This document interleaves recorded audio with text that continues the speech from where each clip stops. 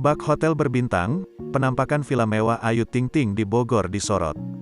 Baru-baru ini penampakan villa Ayu Ting Ting di Puncak, Bogor mendadak jadi sorotan publik.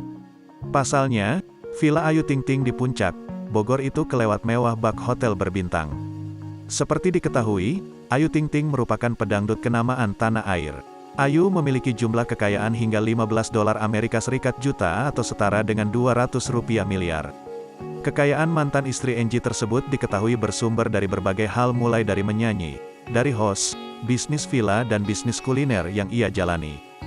Di unggahan itu, Ayu memperlihatkan villa miliknya yang terletak di Puncak, Bogor.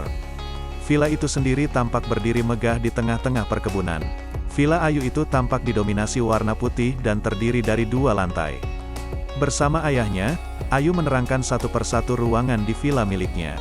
Di depan villa itu rupanya terdapat kolam renang besar serta pendopo untuk bersantai. Mengetahui hal itu, netizen langsung banyak yang memuji Ayu.